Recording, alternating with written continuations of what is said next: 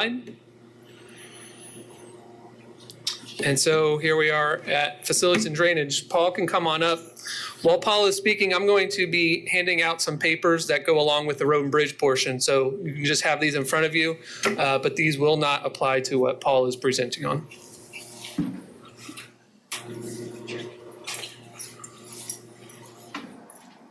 Good morning, everyone. I'm Paul Cavanaugh, Manager of Project Services for the county.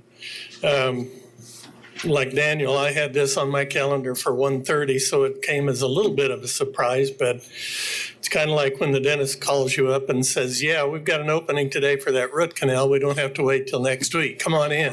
So we're happy to be here. Okay, as you all know, I'm sure by now, there are 4 categories to the CIP projects. The first one is the highest priority and also long-term annual preventive maintenance. You'll see the flood control system major maintenance is pretty constant through the years. Roofs, parking lots, emergency siren replacement and improvements. Public elevator upgrades, we've already started doing that at the historic courthouse. Now we'll be moving over to the main courthouse to upgrade those elevators. Public Works will be getting several open face vehicle storage buildings, and those are phased out over the next 3 years. Building automation system is basically an HVAC control system that hopefully will make the heating and cooling of county facilities much more efficient than it has been. That's page 1. Page 2 is Public Works salt storage building at the East Yard. Adult detention facility domestic water heater replacement. This is year 3. We've already been doing some water heater replacements, but now we're getting into even more. Hopefully we'll finish that up in 26. Main courthouse perimeter security. We'd like to try to look at some bollards around the front entrance to the courthouse to try to stop vehicles from possibly driving into the courthouse. There really is nothing there currently. Jail Annex technology upgrade. The jail annex, if you know, is down on McLean Boulevard. The Sheriff's Department runs that facility, and they need some new security systems and computer systems. They're about 20 years old. The next one is District Court Gallery Wall movement. That's in the courthouses, in the courtrooms. We've got some minor adjustments on some of the walls around the jury boxes and the gallery seating. RFSC is the Regional Forensic Science Center DNA lab building. We've got in 2026, we'll be adding on to that building. The first year is the architectural design work, and then you can see in 27 the actual construction project. The next one is ComCare Complex. That's a pretty sizable project. You will see 2028 is when construction will begin. 27 is when design and engineering will take place. 2026 is purchase of land for this complex. Those are the category 1s. Your next slide will have category 2. These are projects that are not as urgent or well-defined, but they need to be taken care of in a short-term basis. So we've slid those over to 2027. Munger building replacement and the historic courthouse boilers need to be replaced. They're quite old. The next item is to replace the HVA at different EMS facilities around the city. ADF, Adult Detention Facility Generator Parallel Switchgear Modernization. That's just the switching of the transformers to make sure that we have continuous power always in that facility. It's not a good thing if the power goes out on that facility. The next one is fire district training site development and Connex boxes down south on Oliver. The fire station wants to develop a training facility. The first step is to bring some Connex boxes that they can use for fire training. They light fires in these boxes and have new trainees enter the boxes for firefighting education and training. You'll see more of that in a moment. The next one is adult detention facility booking and property renovation. That's in the main jail. It's all of the storage of all of the personal property of inmates, people that visit the jail. They store all of that property. And right now it's kind of in an antiquated system. It's been there since the jail was built. And so this will automate it and make it more efficient and hopefully a little bit more hygienic. Emergency Preparedness Center, again in 27, that's when design, A&E, architectural and engineering will start. 2028 will be the construction. Next slide. This is part 2, adult residential shower replacement. That's the facility over on St. Francis, just off of Central, north of Central. The showers are getting in pretty bad shape. The next one is emergency medical system video surveillance at 17 posts. Around the city, we'd like to put video cameras so that we can upgrade security on those facilities. They do experience vandalism from time to time, and we're hoping that will help. The next is ADA facility evaluation and report. Some years ago, we had a ADA evaluation of all of the county facilities, owned and leased, and we did quite a bit of upgrades there. We'd like to go back. There have been some new facilities added to the menu, and we'd like to go back to some of the older facilities to make sure the upgrades are working out properly. And that does it for category 2. Any questions about any of that so far? Commissioner Warren? Paul? Yep. What is the process for inflation and costs that we don't see right now? That, I mean, we're looking at a world that's changing rapidly. Yeah. Not hard to think of price increases pretty soon. What do we do when we see that? How do we make the adjustments? Yeah, Commissioner Warren, we do talk about that very often in project services. The inflation, as you can recall, during COVID times, the inflation went rampant and we had to try to adjust for that. And yeah, it did impact some of the cost. We'd have to go back for a cost increase and take it back to the commissioners. And if it's realistic, we would take care of it that way. Right now, we're trying to stay at about a 3% inflation rate. We're hoping that stays that way for a while. I think 3% is just a touch strong, but it might give us a little bit of flex. But yeah, when times happen, when inflation kind of blows us out of the water, we go back and adjust the numbers and take it back to the commission to get their approval. Ma'am.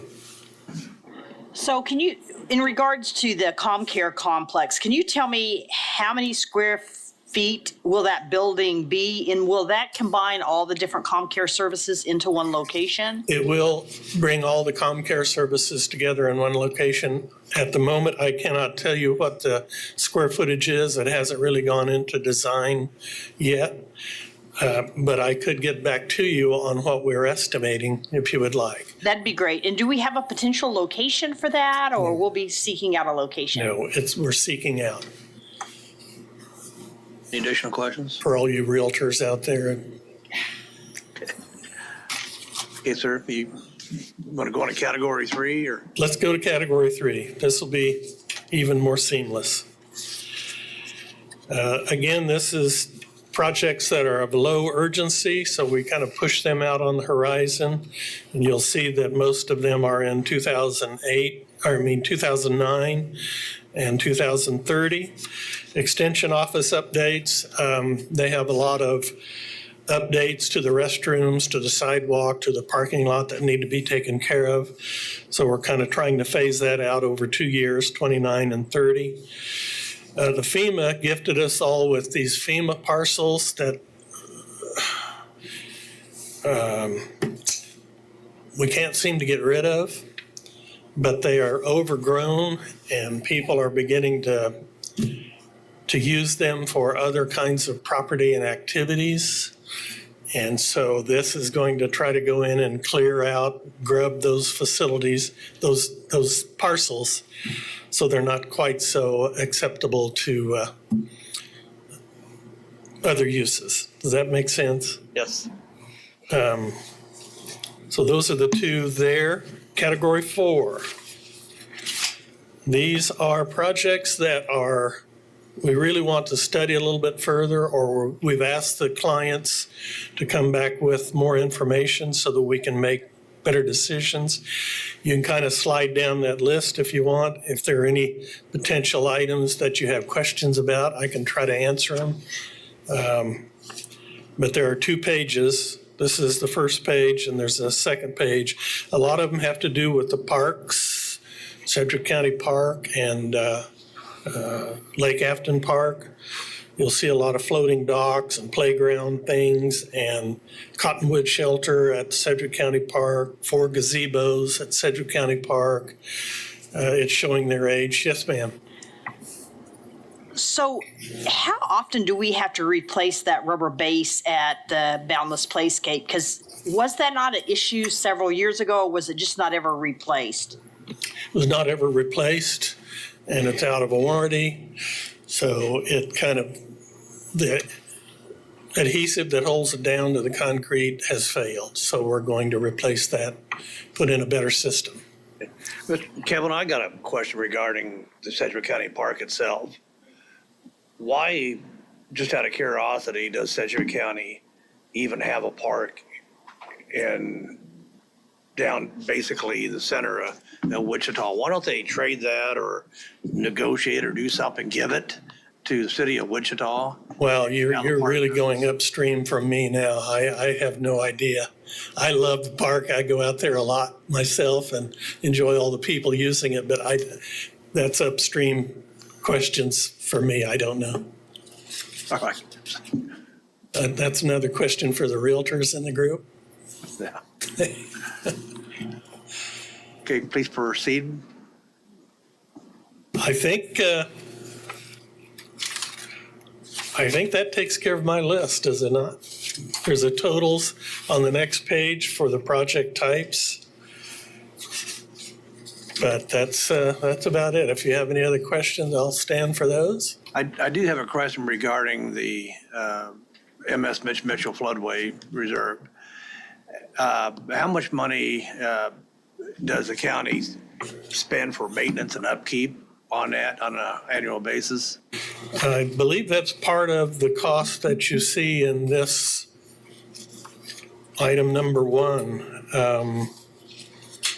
Flood control system, major maintenance and repair. A lot of it isn't contained in there.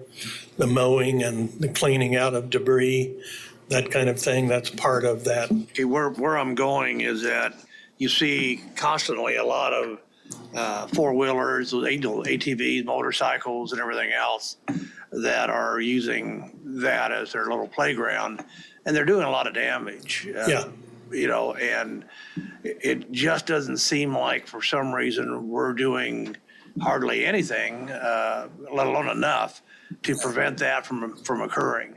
If we lose the accreditation on that, people don't realize how much money that's going to cost them just getting flood insurance and stuff. Yeah, absolutely. But I would think that we need to do more to protect and preserve the big ditch. I agree. Can I get in on that one? Yeah, Daniel can handle it. All right. So the CIP amount for the drainage improvements on there for the Mitchell floodway, those are for CIP improvements. So that might be pump stations or tow drain replacement, that type of things. We've worked that out with the city of Wichita. don't have it right in front of me, but I think that was $740,000 per year. That is not the cost to operate and maintain the floodway. I don't have that number in front of me. I can get it to you, but it's much higher than that. Could you get that and maybe get it to staff where they can Yep. send it out to us? I'd appreciate that. I can do that. Sedgwick County and the city of Wichita share the cost to operate and maintain that 50-50.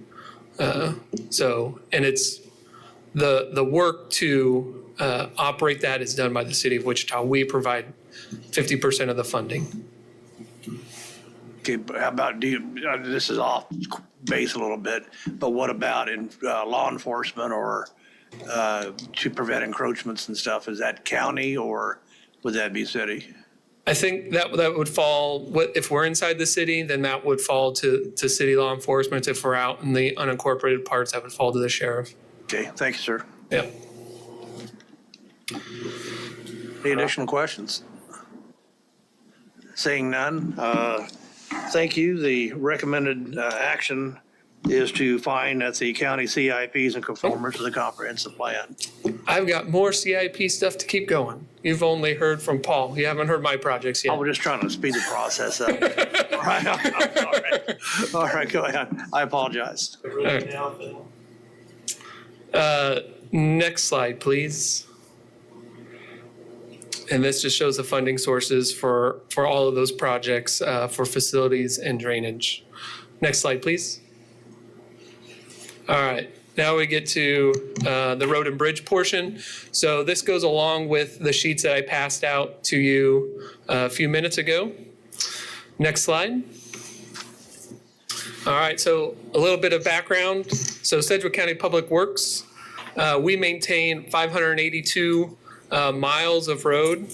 Most of those are paved. There's some gravel roads in there, but generally the gravel roads are mostly maintained by townships. We have 605 bridges on our system. And the trivia fact there is we have the most bridges in the state of Kansas, only behind the Kansas Department of Transportation. So that includes all cities. We have more bridges in all the cities. And every other county in the state, we have a lot. We have nearly 20 miles of bike and pedestrian paths, lots of signs, and 29 traffic signals. And so those are the quick stats on that. Next slide, please. All right. So when Paul was going through his projects, he went through project by project and went through those. I'm going to basically put these into categories because if I talked about each and individual bridge, you'll just hear the same thing over and over. The bridge is in poor condition, we need to replace it. Bridge is in poor condition, we need to replace it. So the project categories we're putting these in are maintenance, enhancements, expansion projects, and quality of place. Next slide, please. All right, so some of the main changes with the CIP this year is we increased funding for several projects to keep up with labor and material costs, inflation. When we do get plans in, the different stages of plans, we always get a engineer's cost estimate. We have seen those costs rising. And so we have moved funds around and moved projects around to account for that. We've added 6 new projects to the plan where we removed the Calfskin Creek watershed project due to lack of funding. That was a larger project in West Wichita / Sedgwick County. But we were hoping to get FEMA funding on that, and that just never came through. And then finally, I'll highlight some partnerships that we have in the CIP. Next slide, please. All right, for our road system, we have 3 projects on those sheets that I passed out. R134, R175, and R264. The bulk of the money is in R175. That's our preventative maintenance program. So that accounts for all asphalt overlays, our crack sealing operations. And so that is, again, that's a 5-year total. So that's $11 million per year. Next slide, please. Bridge system, I'm going to highlight a few bridges. B533 is a bridge on Seneca located, I believe it's within Hayesville, but it's right between Wichita and Hayesville on Seneca. That is going through WAMPO, and we have federal funding on that project. So the feds are going to be picking up 80% of the costs on that. So the cost on our end is $1.84 million. We have 27 bridge replacements.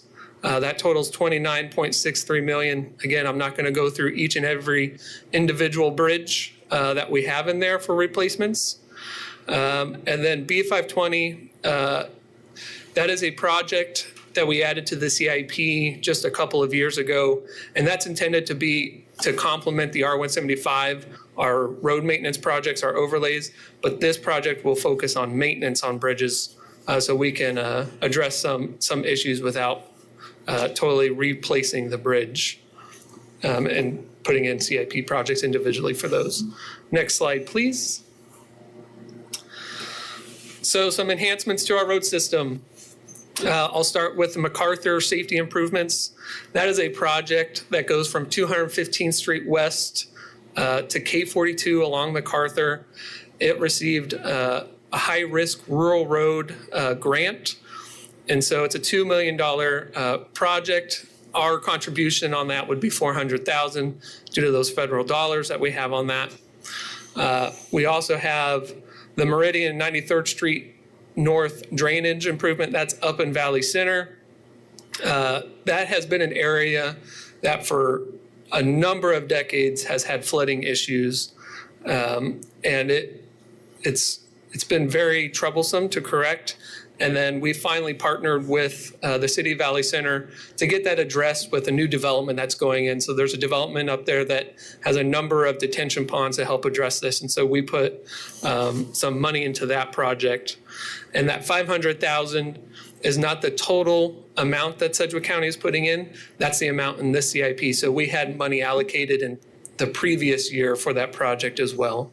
And so I think our total contribution is just over $1.1 million. Intersection improvements at 21st Street North and 167th Street West. If anyone's been on Facebook or listening to the news lately, you know that we have just adjusted that intersection. It was a two-way stop. Yesterday, it went to a four-way stop. Gets a lot of public attention. We do have a CIP project to make additional improvements out there. We have not confined it to a traffic signal or a roundabout, but we do know that there will be some improvements out there, at least with turn lanes. And so this would start a design process and start looking at what that intersection will look like in the future. And then finally, we also have Oliver traffic signal improvement. This is a project that we're partnering with Spirit Aero Systems on. They have some parking facilities on the east side of Oliver, across the street from their main production facilities. And we have a significant number of jaywalkers and illegal crossings, and it kind of disrupts the flow of traffic on Oliver. And so Spirit actually approached us. They are preparing, or they have funded the plan creation for that. So the plans are currently in production, and we did not put money into creating those plans. And then we will be partners with them on putting in the infrastructure. The cost of the split on that infrastructure has not been totally decided because we're also going after a grant from KDOT. And so if we get KDOT funding, we will share the remainder cost. If we do not get KDOT funding, the cost share will be different between us and Spirit.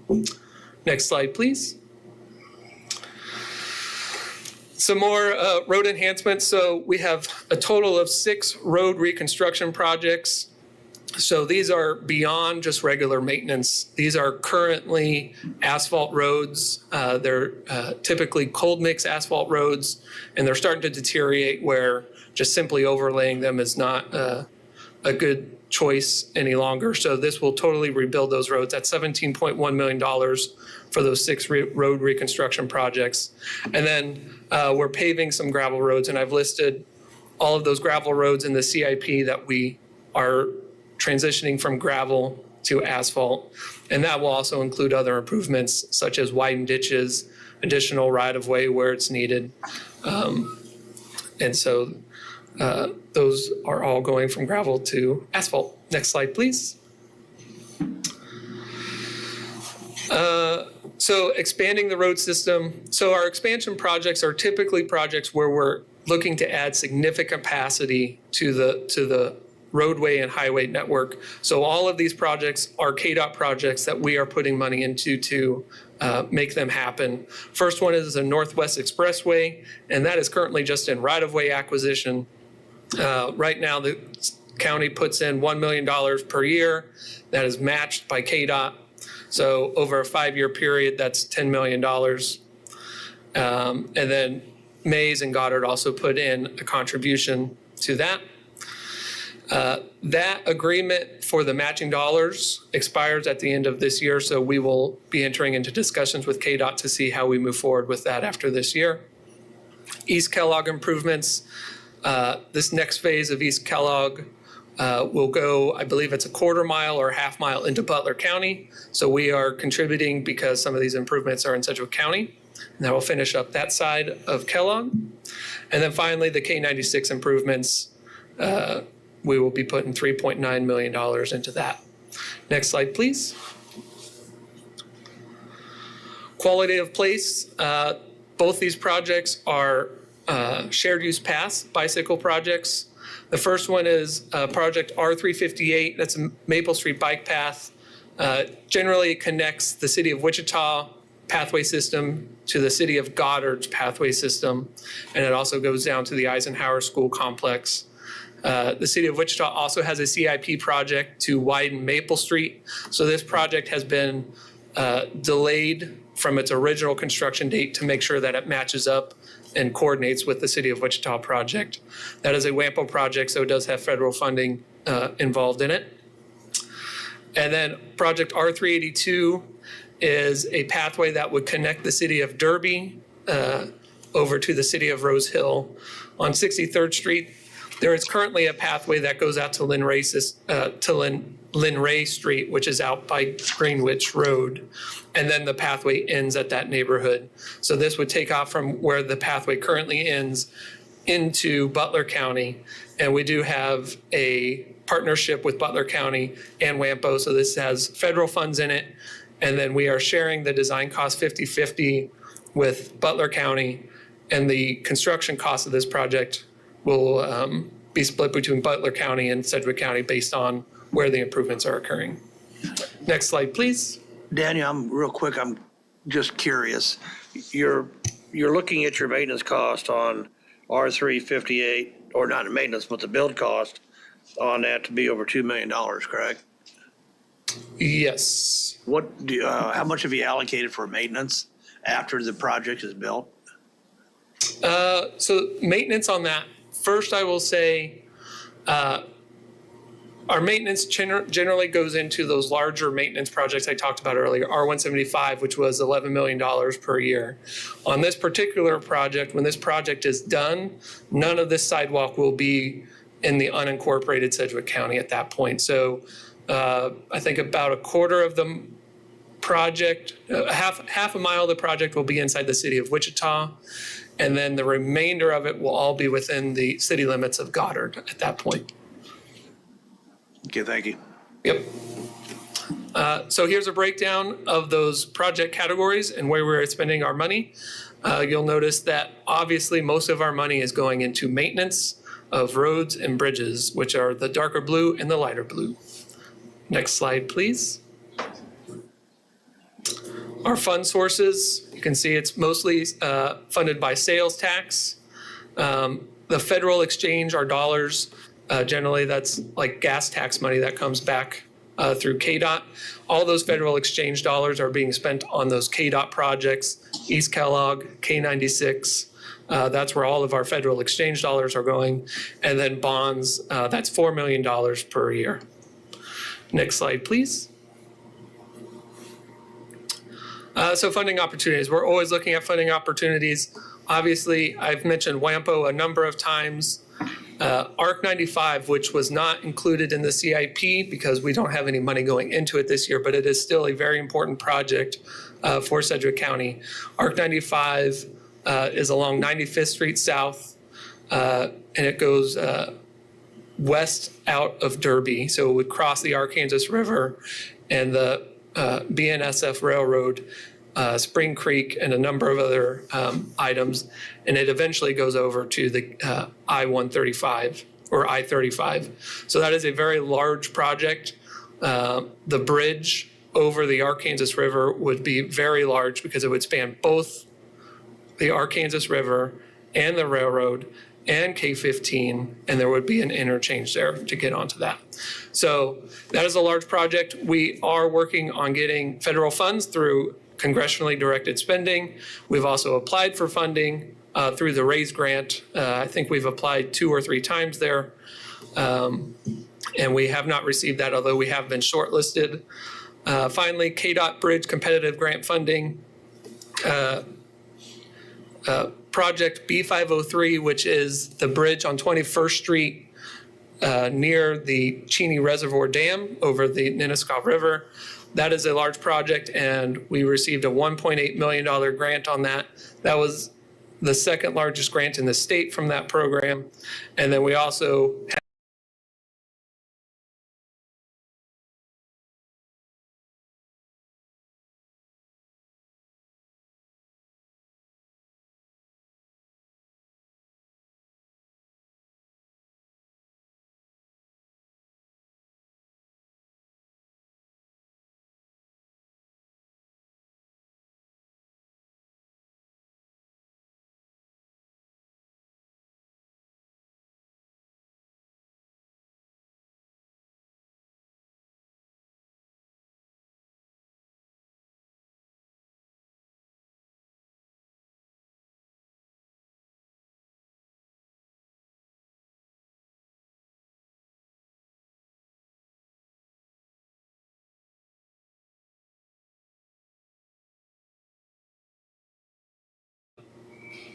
I think you need to click or move your mouse in the back, but improve and increase the movement of goods, people, and information with better connectivity and mobility options in our community. Next slide. So we are investing in bicycle and pedestrian facilities that connect cities and communities and provide interlocal mobility options. Continuing investments in long-range planning for the Northwest Expressway, prepare the community for future growth and enhanced mobility. And I'd also say on the Northwest Expressway, KDOT is putting together a new task force and committee on that to refresh the original plan and look at the numbers and all that. So that has been put back on KDOT so that they can take a fresh look at that project. Next slide. So the CIP must be reviewed by the MAPC for consistency with the city and county comprehensive plan. I had these dates at the beginning of the presentation, and so we hope to go to the full MAPC on June 26. Next slide. So we are requesting that the Advanced Plans Committee recommend that the full MAPC find the proposed 26 to 2030 capital improvement program to be in conformance with the community investments plan. And that might be my next slide, but you can try to advance it, Mohammed. Oh, there we go. Questions? Any questions? Hugh? On the Northwest Expressway.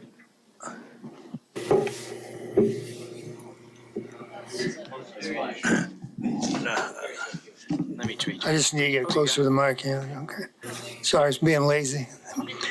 On the Northwest Expressway, how much land is yet to be acquired? I don't know the exact figure off the top of my head, but I believe that KDOT has acquired about 35% of the right-of-way for the next Northwest Expressway. And you have $10 million over the next, how many years?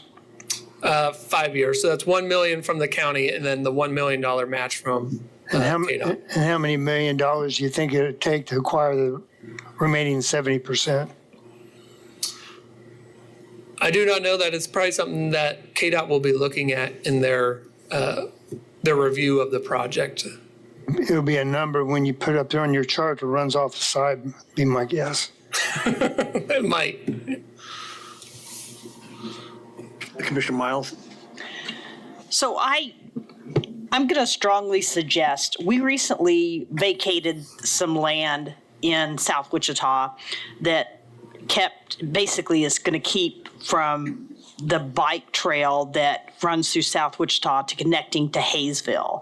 I'm going to strongly encourage that in future years that we really look at, because that land was given many, many years ago, and that bike trail has never been completed, and that led to basically the vacation of that property.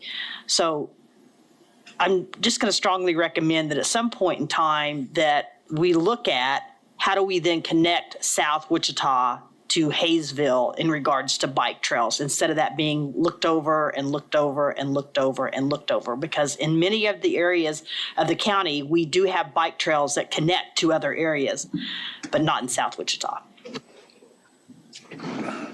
Have you ever done, or are they ever going to do a financial study on that, and also a usage study to see exactly how many people utilize the bike trails or will utilize the bike trails, and how much cost that it took to put in those trails? I'm just curious on how many people, what the cost would be per, biker or someone walking or whatever. How much money are we spending just to get bike trails? If I could, sir. Scott Wadle from the Planning Department. I've obviously switched into different roles, but years ago when I did this kind of research, I looked at how much money we were spending on roadway networks and highways versus, so what percentage of our transportation funding was going to those two versus what percentage of our commuter trips were being taken using those modes. What we saw is that where we put our money is where people are using the facilities that we provide. And so it roughly matched the percentages of commuter traffic roughly matched the percentages of funding that we're using on the different modes of transportation.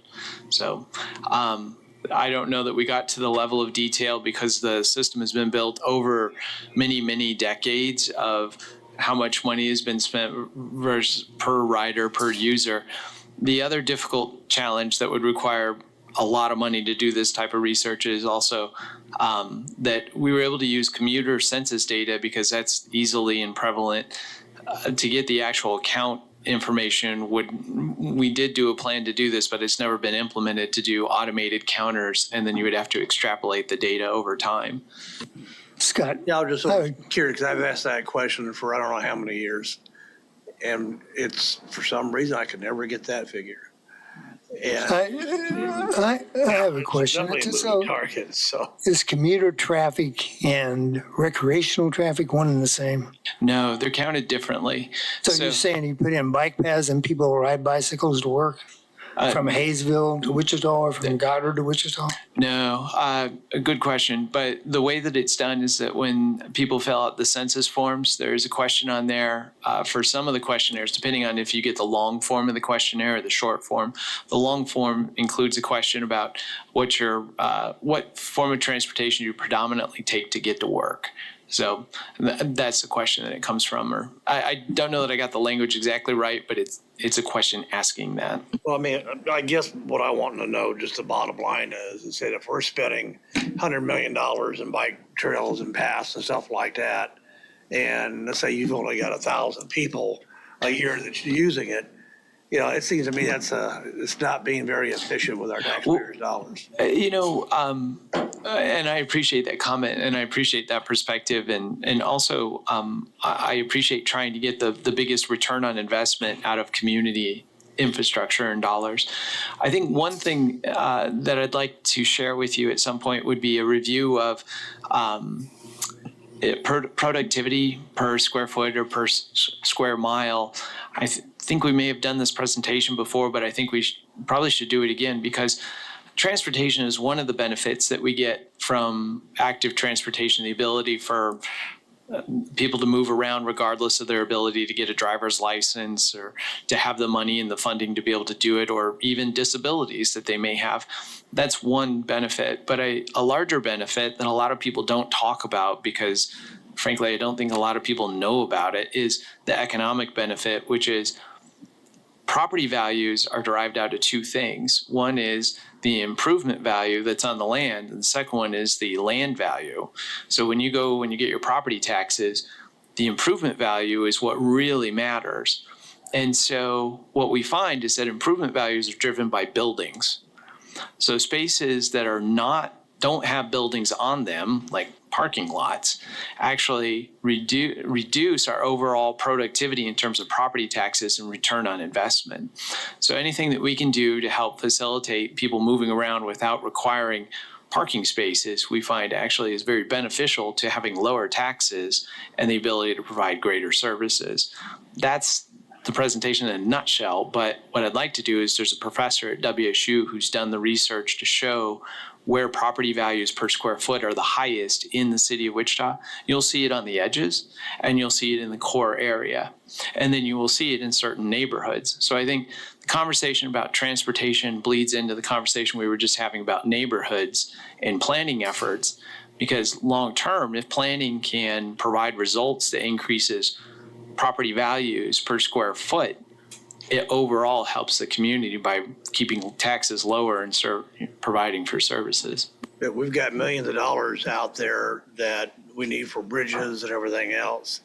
And I'm just looking at a priority and where we're going to get the best bang for our dollars is my whole thought pattern. I think the other thing is, at least in the south end of this world, what I see in South Wichita and certainly in the Hayesville area or even the Derby area is a lot of people that are using bikes as their main source of transportation because of the lack of, like, we don't have a bus that goes out to Hayesville, so they can't catch public transportation. If you live in Hayesville, you have very little opportunities as far as industry to find employment. So if you don't have transportation and you can't catch a bus, that limits even more your ability to find transportation. But if you've got a bike, you can hop on that bike and you can get just about anywhere, even if it's to a bus where you can catch a bus. But that might be 5 miles that you have to go before you can catch a bus. So I see that it's critical as to people's survival to be able to have adequate bike trails that they can get to wherever they need in order to ensure that they have some sort of livelihood. Any additional questions or comments? Yeah, I'd like to just say something a little bit on the bike path question that addresses Mrs. Miles' question earlier about Hayesville to Wichita and also what you were getting to with funding. So both the projects that we had in our CIP, they're federally funded, and we get that funding through WAMPO. And so the federal government makes money available through their Transportation Alternatives Program. And so they're putting in 80%, we're putting in 20%. And I think, one, that reduces the burden on at least the local tax base. That's my money too, that's your money too, coming from the federal government. But that helps in that regards too. But also when we're talking about WAMPO, we do have cities and counties coming together to make these connections. And so I think that's a very appropriate conversation to have at WAMPO because there is money allocated for this metropolitan area for transportation alternatives. And if it's a use it or lose it type of a situation, so. Okay, any additional? If not, the recommended action is that we find that the county CIP is in conformance with the comprehensive plan and move it to the full body of APC. Move to approve. Second. We have a motion and a second. All in favor signify by saying aye. Aye. All opposed, same sign. Thank you, appreciate it.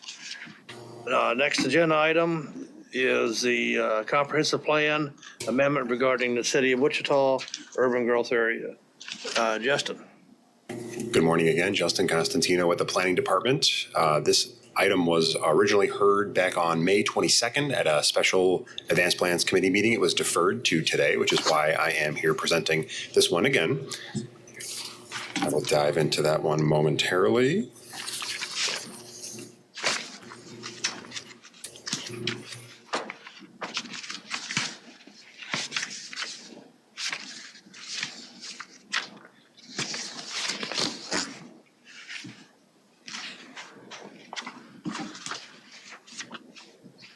I think we have event centers currently on the screen. In this case, we would be discussing agenda item 5, which is the comprehensive plan amendment regarding the urban growth area.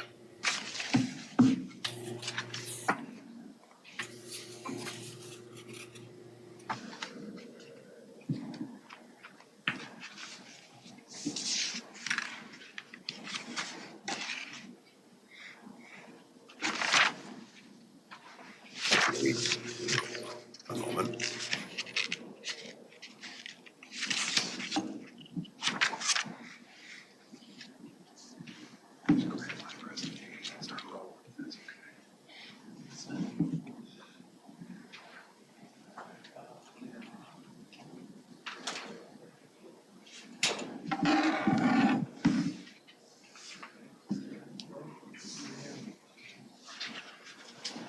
All right, I think we are rolling. Thanks, Mohammed. Appreciate it. Next slide, please. Urban Growth Area Comprehensive Plan Amendment. Next slide, please. The recommended action today is to recommend that the full MAPC approve the proposed amendment of the urban growth area as an element of the Community Investments Plan 2015 to 2035. Next slide, please. Today, I will give you a brief overview of the Community Investments Plan or Comprehensive Plan. I will discuss how this item was originally initiated back on May 6th of 2025 by the City Council. I will discuss the Comprehensive Plan amendments themselves. In this particular case, the discussion will focus on the 2035 Urban Growth Areas Map and the 2035 Wichita Future Growth Areas Map, and then discuss municipal services and future development in those areas. Next slide, please. So the comprehensive plan was adopted by the City of Wichita and Sedgwick County in 2015 and 2016, respectively. It's a guide for future growth in the City of Wichita, sets community investment priorities, provides decision-making framework to guide future public infrastructure investment and decisions. And it does include both of those two maps that I mentioned previously, the Urban Growth Areas Map and the Future Growth Concept Map. Next slide, please. Back on May 6th of 2025, the City Council unanimously initiated a comprehensive plan amendment, specifically for the urban growth area near 55th Street South and Ridge Road. Next slide, please. The Urban Growth Areas Map, this is what is found in the comprehensive plan. It depicts the long-term growth patterns of the cities of Sedgwick County. It's not binding or prescriptive in nature, and it serves as a reasonable indication of where future efficient and fiscally responsible extension of public infrastructure, services, and the corporate limits could occur by the year 2035. Next slide, please. The Future Growth Concept Map, just a few pages down from that in the comprehensive plan, depicts the preferred 2035 future growth pattern for the City of Wichita. So you can see the different colors on that map there. That generally indicates future land uses. It also shows the established central area. That's kind of that track blue area there on the map. The Wichita city limits, as well as the small city limits for the cities surrounding the City of Wichita. Next slide, please. Comprehensive plan amendments, this is what is being proposed, is amending both the 2035 Urban Growth Areas Map and the Future Growth Concept Map. That image on the right is the urban growth.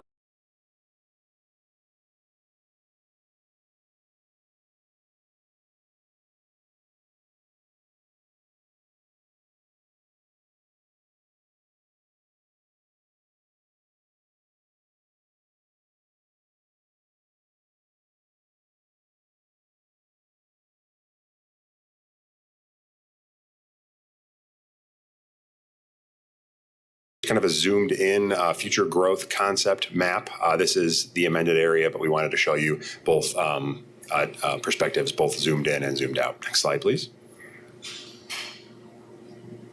Municipal services and future development in that area, specifically floodplains. There is a 100-year floodplain located in that area.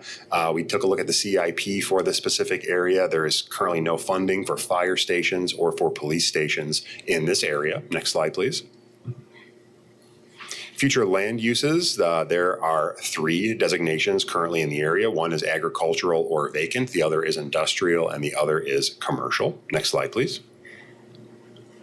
Municipal services and future development, as far as streets, no funding is currently identified for roadway improvements in the area. As far as solar energy conversion systems, the intersection of 55th and Ridge, approximately a half mile west of the Murray Gill substation. Next slide, please. Contamination, KDHE records indicate groundwater contamination generally located near the Vulcan chemical plant, formerly OxyChem. You can see that highlighted there in yellow on the map. Next slide, please. Water service, this is the existing CIP map. You can see that highlighted in yellow. Those are the existing water service water main extensions.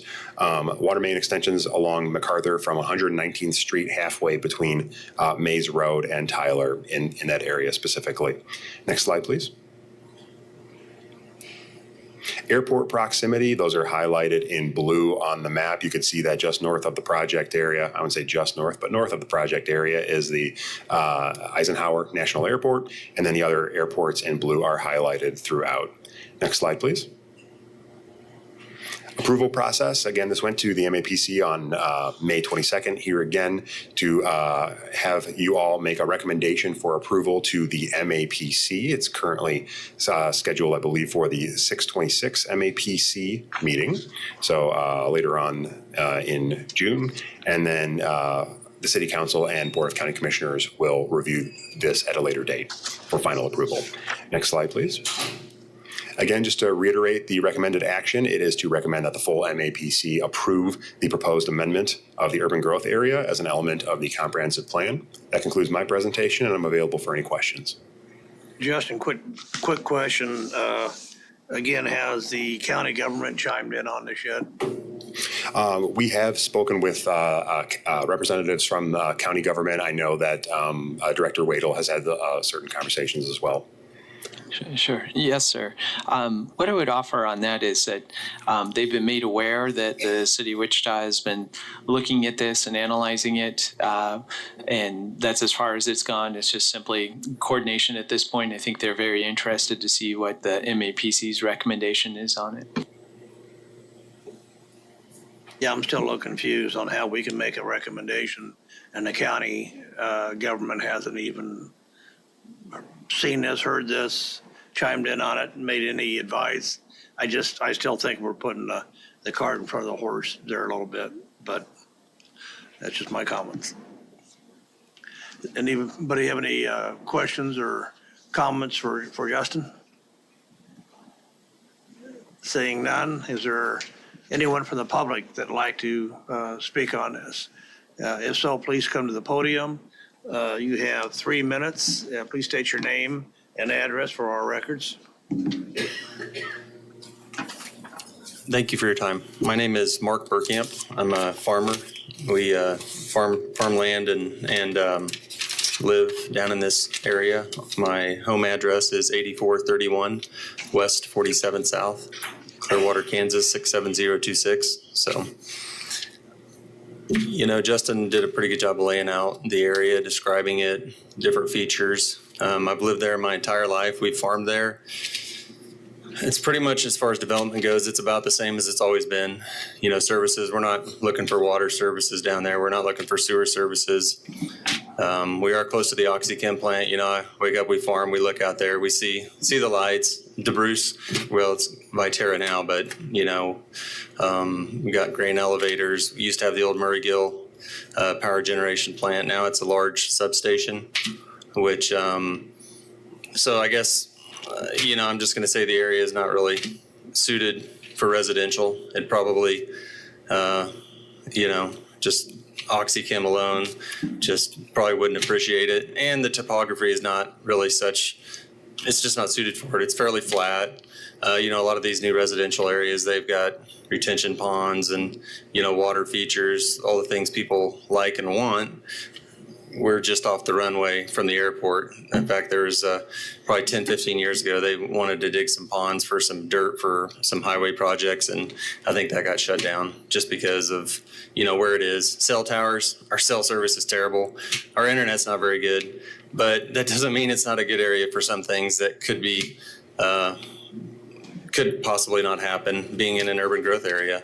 So I think this opens it up for potential development, other forms of development, and honestly, some things that could be good for the greater Wichita area. So I'm open to any questions, but that's all I've got.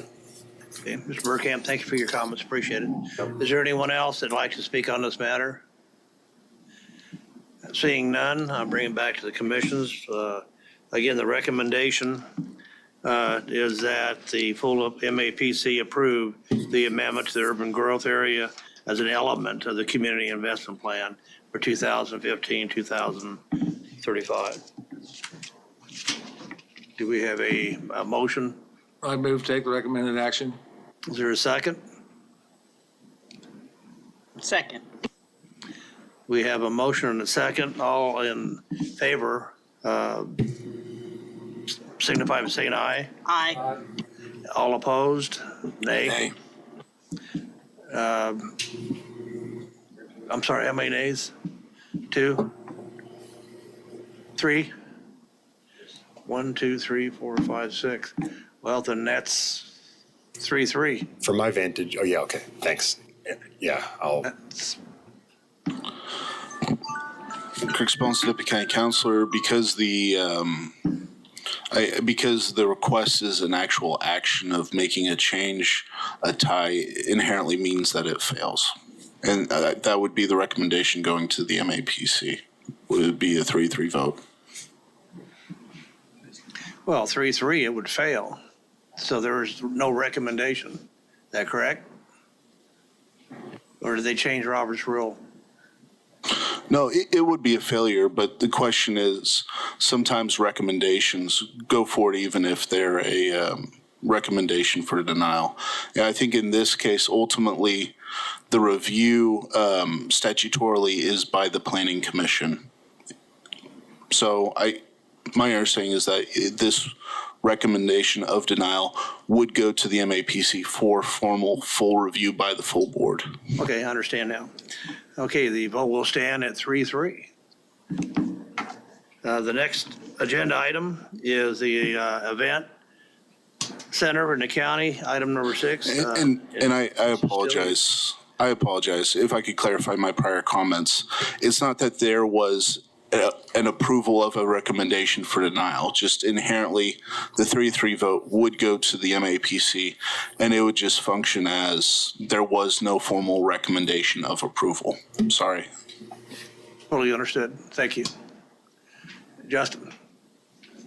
good morning again, Justin Constantino with the Planning Department to talk about event centers in the county. You may remember that this item was originally reviewed back last fall a couple times in October, November, December. It was deferred on that in December to June 2025, excuse me. So here we are discussing event centers in the county. Next slide, please.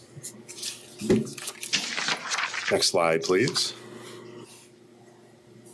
Recommended action this morning is to review the proposed changes to the Unified Zoning Code and Comprehensive Plan and recommend approval to the MAPC. Next slide, please.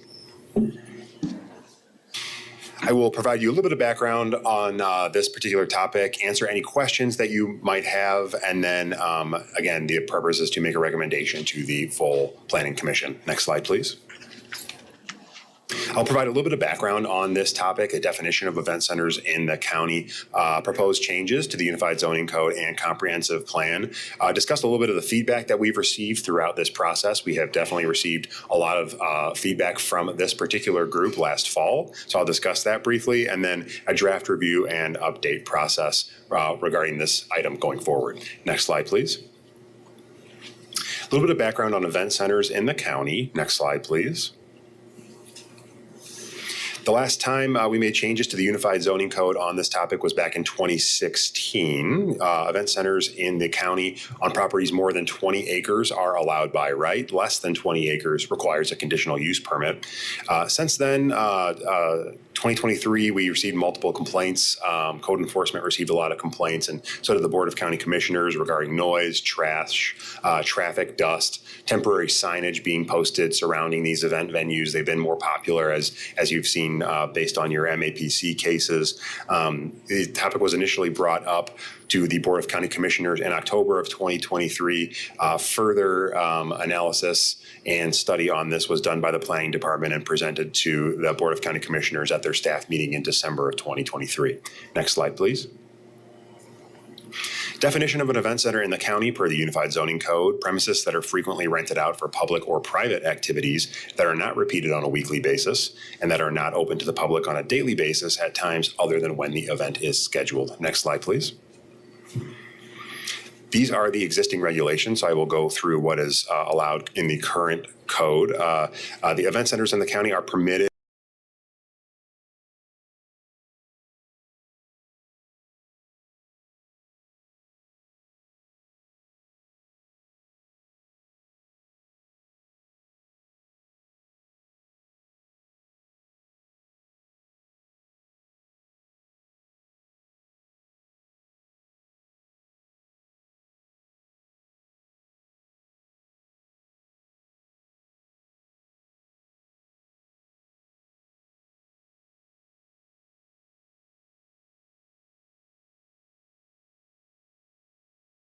cast, shielded, and limited in height. Next slide, please.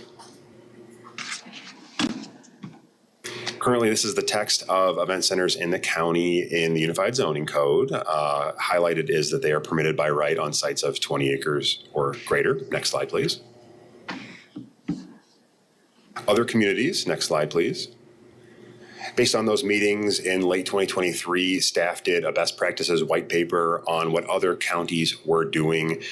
We reached out to approximately 10 communities within the state of Kansas and provided a brief report on that. Next slide, please. The survey results that we took from reaching out to those communities were that 60% of those counties at the time that this was done did not have any regulations in place, and that event centers in the county were reviewed on a case-by-case basis. 20% did have regulations regarding event centers, and another 20% were working towards those regulations. Next slide, please. One of the things that we also looked at was the American Planning Association. They had a best practices guide on rural event venues as these have become more popular. It's not just Sedgwick County that is dealing with this. The typical concerns highlighted in the report mirrored what we saw during those presentations in 2023 regarding traffic, drunk driving concerns, noise, lights, late hours, folks trespassing on other properties, and just in general compliance with code. Next slide, please. Proposed changes. Next slide. So today, as I mentioned before, these would be proposed changes to both the Unified Zoning Code and the Comprehensive Plan. I'll go through those individually momentarily. Next slide. Possible changes to the Zoning Code. Next slide, please. So the minimum property size that was in the original draft that you received back last fall was that the owner must have a minimum of 40 acres of contiguous property, not necessarily all one parcel. After we brought that up at the October Advanced Plans Committee meeting, we brought it back and had further discussion with this group on the November 7th Advanced Plans Committee meeting. And it was recommended that we change that language to the owner must have a minimum of 20 acres of contiguous property. Again, that's feedback from this group. Next slide, please. Proposed changes, conditional use would be for the rural residential district, and then again by right and limited commercial, general commercial, limited industrial, and general industrial, and that a site plan would be required for both by right and conditional use applications. Next slide, please. Original setbacks, this was in the original code that we presented back in October of last year, 200-foot minimum setback from the property line for event centers, and then 300 feet from the any existing residential dwellings not on the subject site. Based on feedback that we received from this group in November, that was recommended to be changed to 400 feet minimum setback from the property line and 600 feet from existing residential dwellings not on the subject site. Next slide, please. Here's an example of that. You could see those purple lines highlighting the original code changes regarding setbacks, 300 feet. And the next slide, please, Mohammed, would show the changes that were proposed in November, which would show the 600 feet and 400 feet respectively. Next slide, please. Again, potential changes to the zoning code. All this is in the proposed draft. The maximum number of guests would be no more than 299 unless permitted by Sedgwick County through some sort of separate process, within hours of operation / noise from 9 a.m. to 9 p.m. Sunday through Thursday, and then 9 a.m. to 12 o'clock a.m. on Friday and Saturday. Next slide, please. Screening is generally not required unless determined by the MAPC or the governing body on a case-by-case basis. And as I mentioned before, the site plan would be required for both by right and conditional use applications. Next slide, please.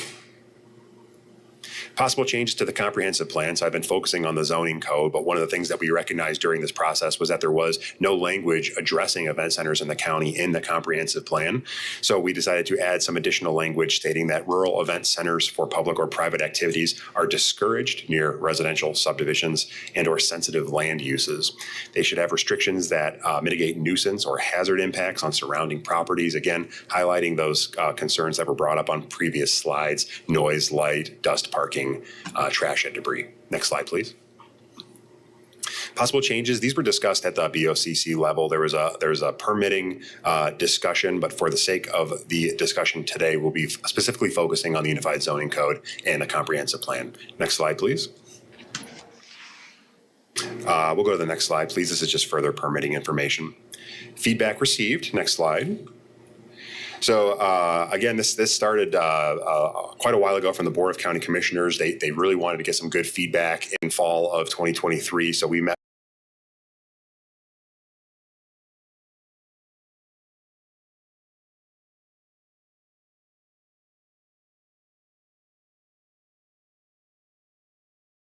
of a potential permit process.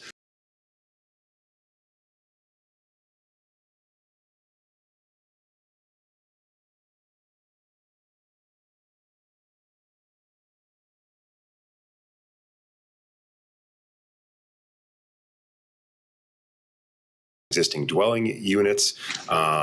They explore some sort of interior noise mitigation or some sort of requirement for that. Decibel levels, which I will go into again in further detail shortly, and need to specify that the doors be closed for certain indoor events. Next slide, please. This was the feedback that we received from all of you. I summarized that earlier, or I mentioned that earlier, just to summarize now. Again, reduce minimum property size from 40 acres to 20 acres, and then double the setbacks from 200 feet to 400 feet at the property line, and then 300 feet from the nearest residential to 600 feet was the recommendation there. Next slide, please.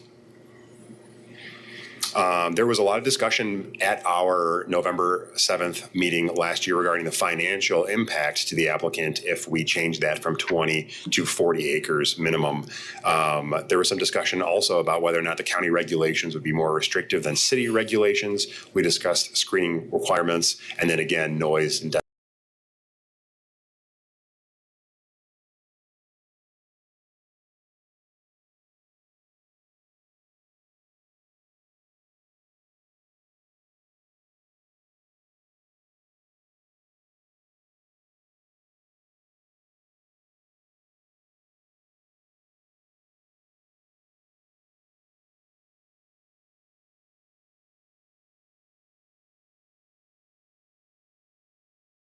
minimum lot acre for event centers in the county. For the city, setbacks would be based on the zoning district that was located in.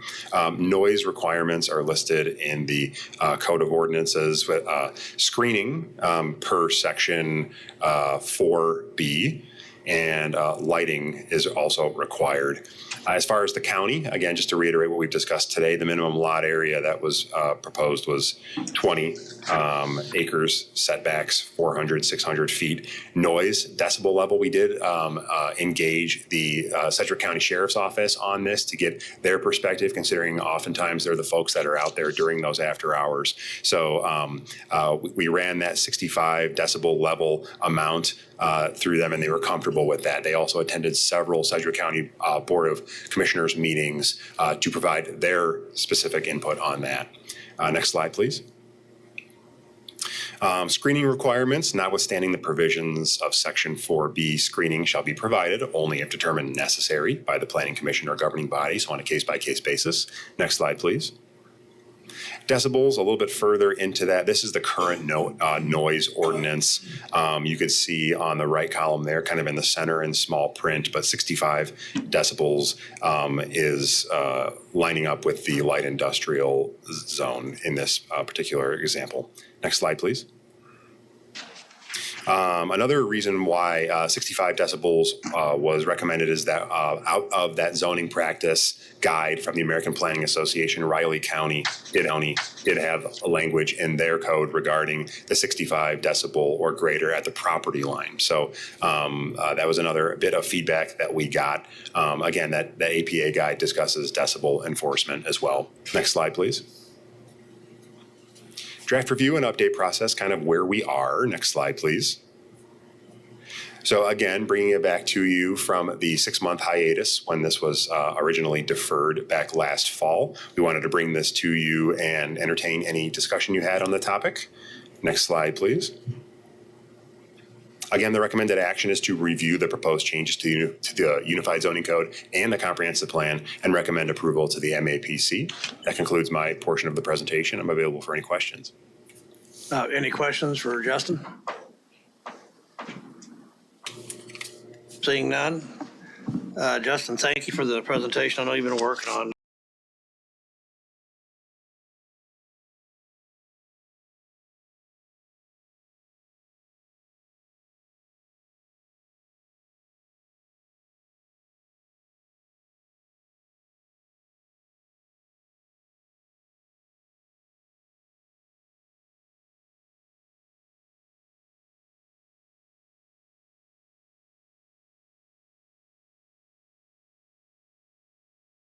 Just an observation.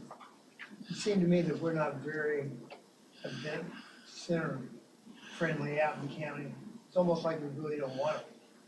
Based on setbacks, based on fees, based on noise. I mean, it's like you squeezed it down to where in the heck are you gonna have a building that's even gonna work? I mean, it sounds like if I were in the business and wanted to get involved in this kind of business, I think I just throw my hands and say, well, I believe I'll just keep farming, or whatever I'm gonna do after on my 20 acres. That's my Appreciate. any additional comments?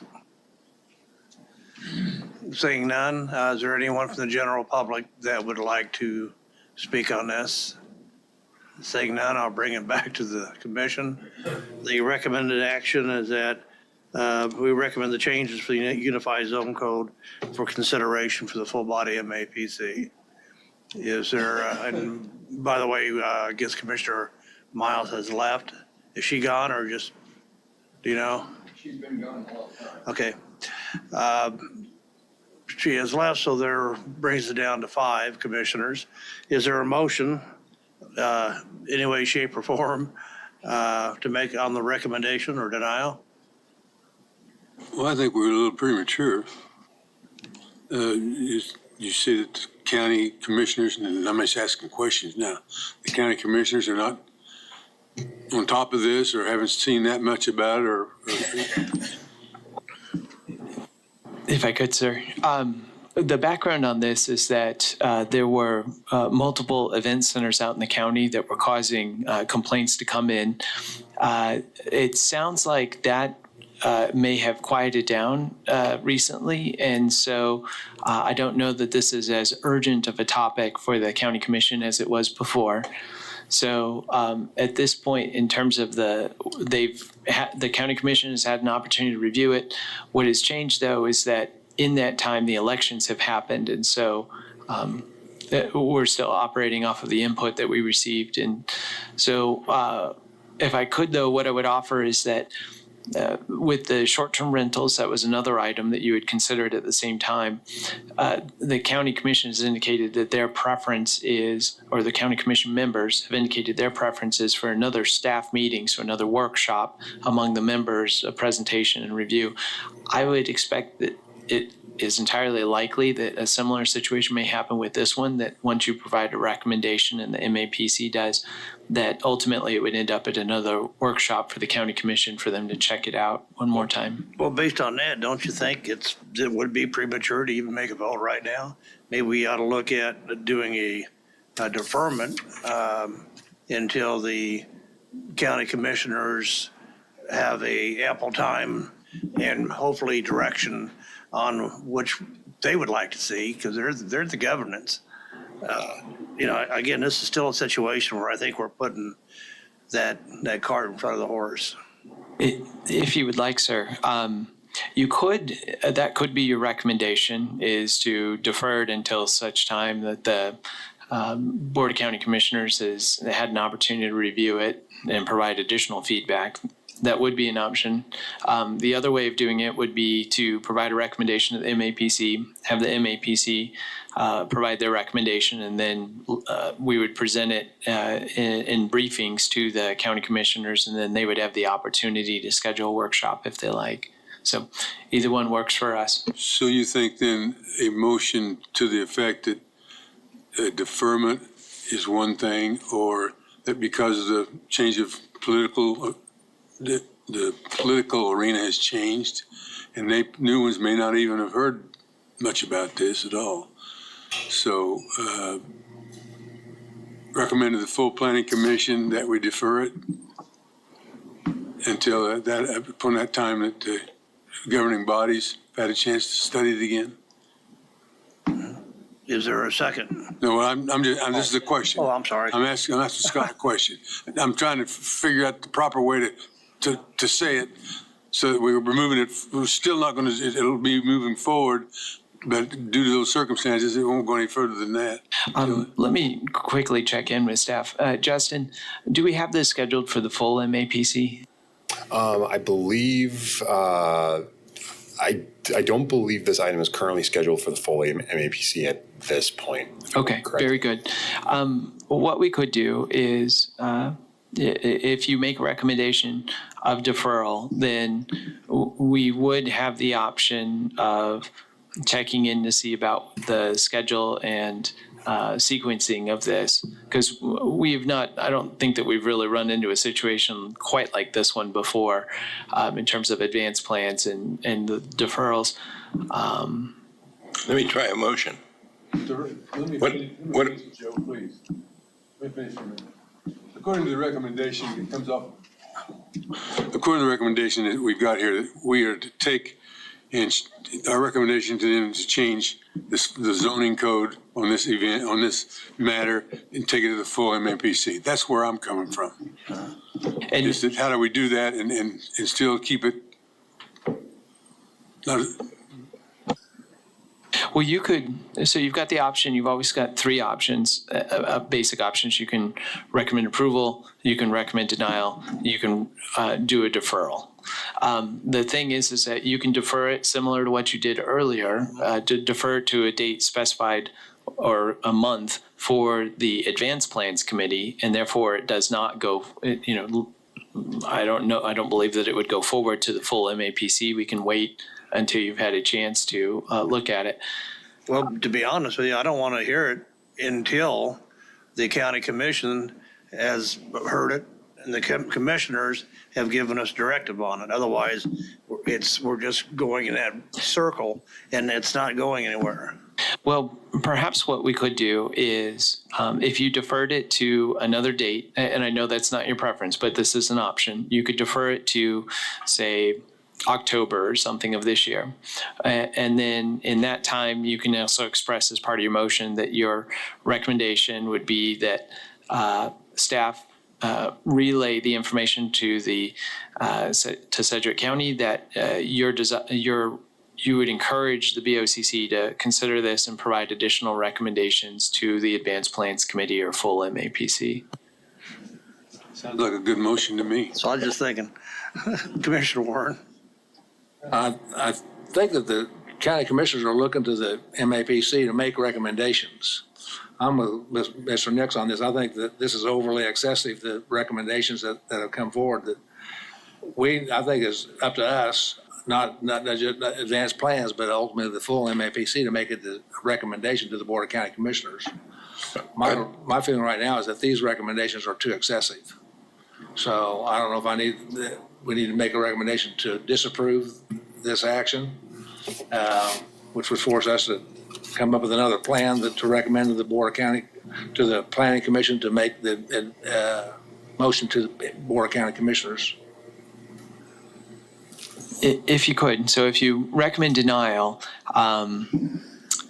that's one step, because then you could be, it sounds like you are recommending perhaps changes, or maybe it could be interpreted as make no changes, keep with the existing code.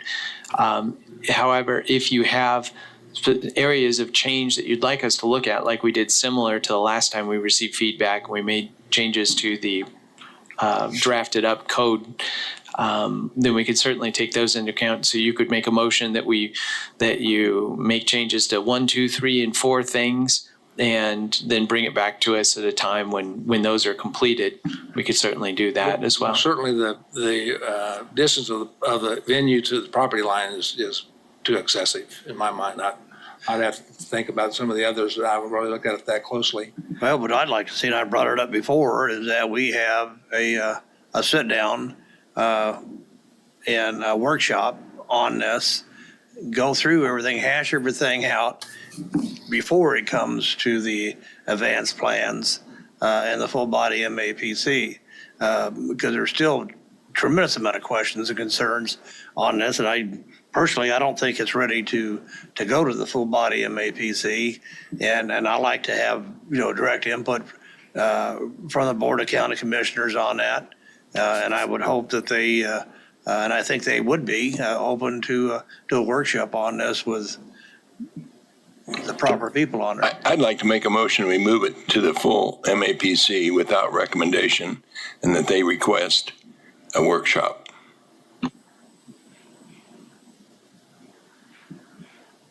Rather than us requesting it, have a full MAPC do it.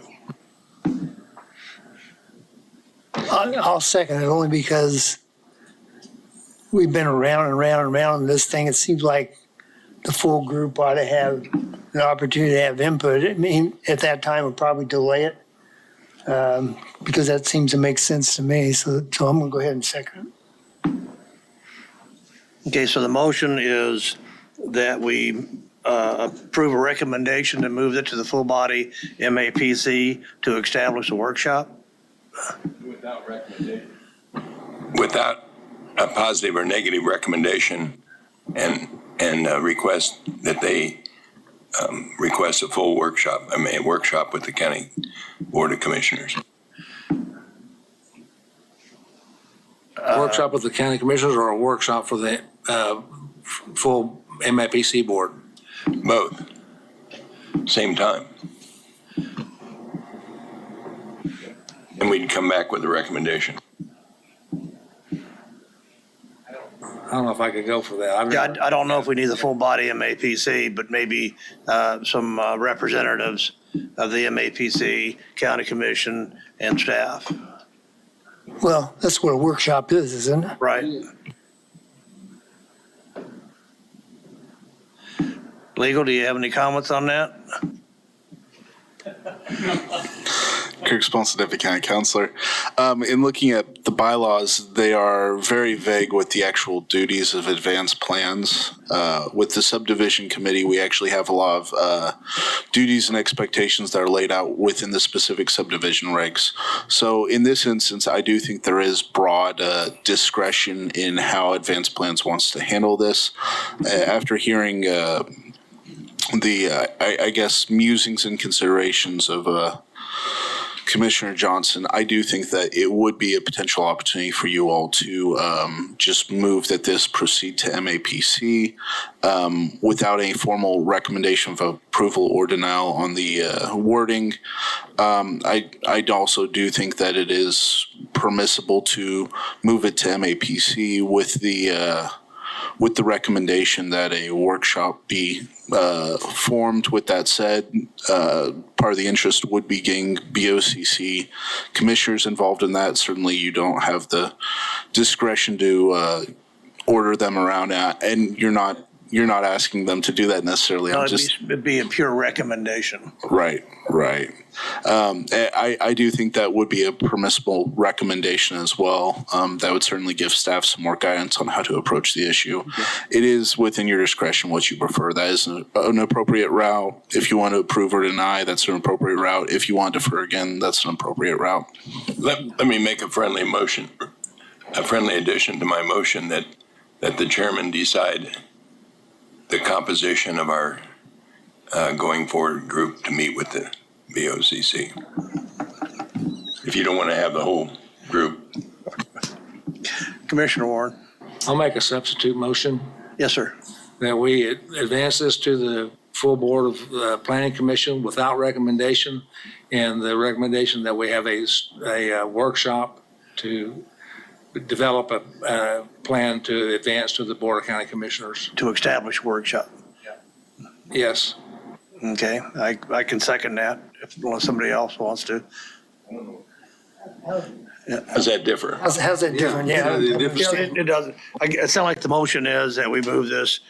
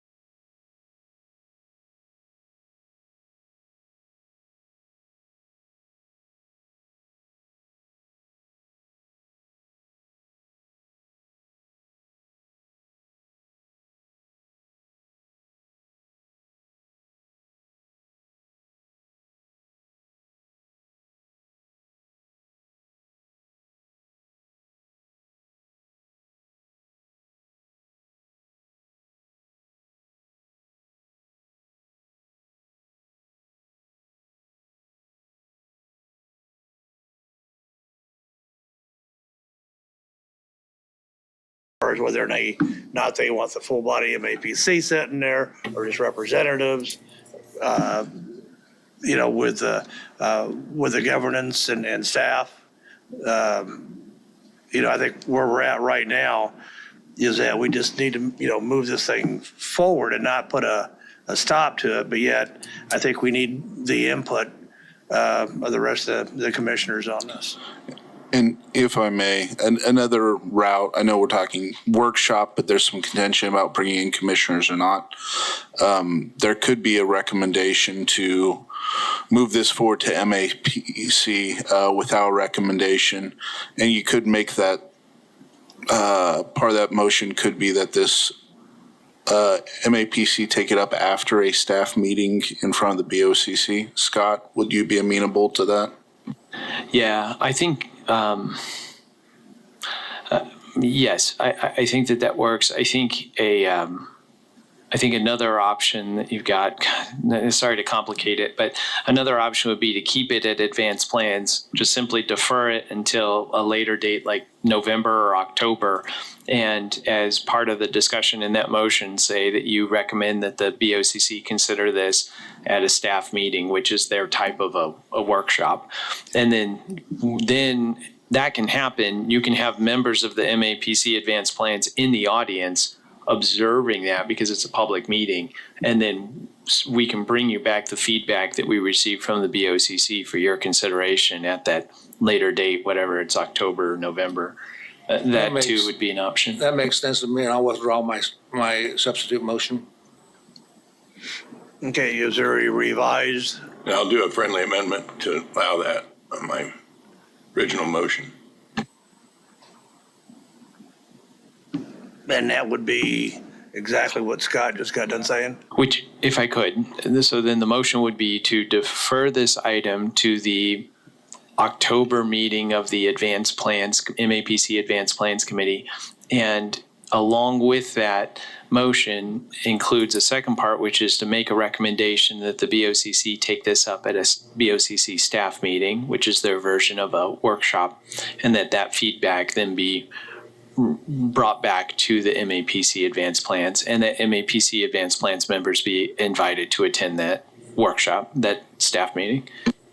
And if it's not done by October, we can change that date.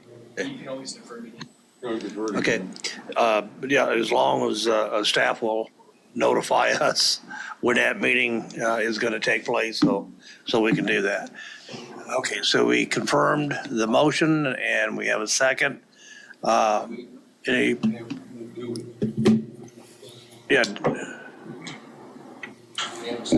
You agree to this? No, I'll second. Yeah. Okay. Okay, so we do have a motion. We do have a second. All in favor signify by saying aye. Aye. All opposed, same sign. We're going to use that language. We're using what he said. Sure glad this thing is recorded. Okay, did anybody know where we're at? Okay. The next agenda item is item number 7, Midtown Neighborhood update on their RFP for their plan. Good afternoon, Justin Constantino with the Planning Department. The next few items are receive and file, so I will briefly run through those, starting with the Midtown Neighborhood Plan. In spring of 2024, the Midtown Neighborhood Association had expressed interest in updating the existing 2004 Midtown Neighborhood Plan and adopting a new plan.